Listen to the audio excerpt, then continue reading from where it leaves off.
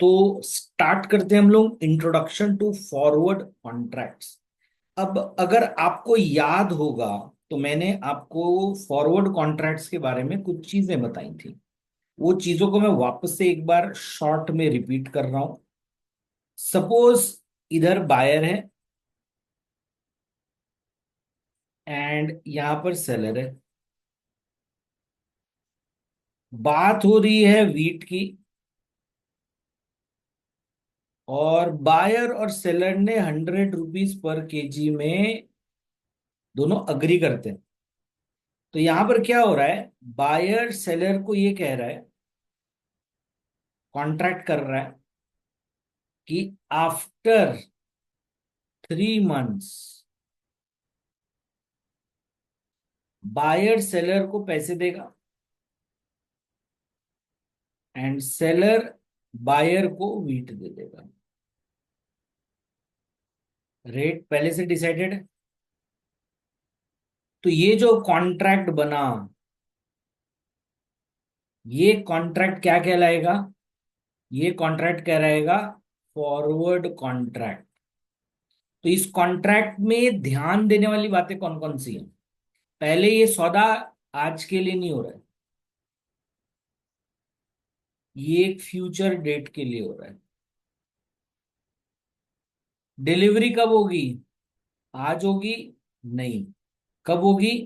ये future date पे होगी। ठीक। तो इसलिए ये क्या बन गया? ये बन गया फॉरवर्ड कॉन्ट्रैक्ट। इसमें हमने समझा क्या था, फायदा क्या है? कस्टमाइजेशन हमारा फायदा है। हम जैसे चाहें वैसे कॉन्ट्रैक्ट बना सकते हैं। नुकसान क्या है? क्योंकि ये दो लोगों के बीच में हो रहा है, there is a counter party risk involve होता है। ये है बेसिक क्रक्स, बेसिक सोल किसी भी फॉरवर्ड कॉन्ट्रैक्ट का। ठीक है। तो चलिए अब हम इसे बुक की लैंग्वेज में एक बार कर लेते हैं, क्योंकि क्वेश्चन तो बुक से आने हैं। तो इन क्वेश्चंस को हम समझते हैं कि ये किस तरीके से आएगा, या ये जो टॉपिक है वो किस तरीके से वहां पे एक्सप्लेन किया गया।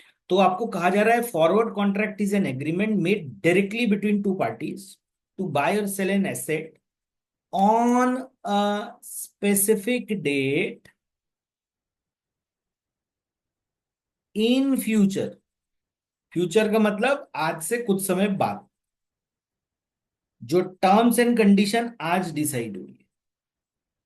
ठीक है, इस चीज को ध्यान देना है। Forwards are widely used in commodities, foreign exchange, equity and interest rate. सारे मार्केट्स में फॉरवर्ड बहुत अच्छे से यूज होता है। अब आप देखिए यहां पर एक एग्जांपल दिया हुआ है, फ्लो चार्ट बना हुआ।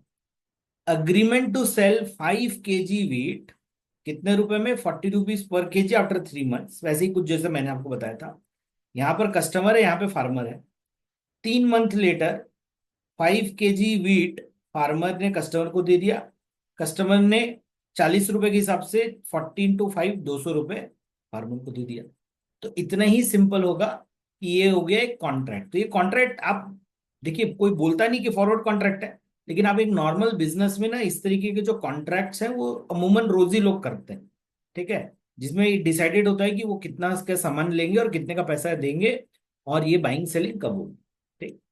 इसके बाद में इसके फीचर्स क्या होते हैं, क्वेश्चंस यहां से बनते हैं।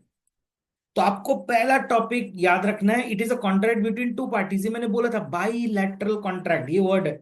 ये अपने आप में एक पोटेंशियल 1 नंबर का आपका क्वेश्चन है।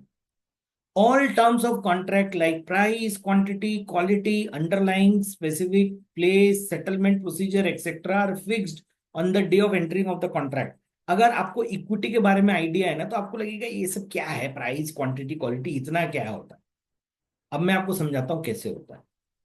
अगर आप किसी कमोडिटी की कॉन्ट्रैक्ट कर रहे हैं, आप एक फॉरवर्ड कॉन्ट्रैक्ट कर रहे हैं कमोडिटी का, तो आप किस प्राइस पे कर रहे हो तो आप डिसाइड करोगे। कितना केजी का आपने किया है वो तो आप डिसाइड करोगे। उस केस में क्वालिटी ऑफ द प्रोडक्ट भी इंपॉर्टेंट है। सपोज आपने जीरा, जीरा एक कमोडिटी है जिसके बारे में आप क्या कर रहे हो, आप डील कर रहे हो। You are trying to trade jeera. तो जीरा किस क्वालिटी का डिलीवर होगा, कहां पे डिलीवर होगा।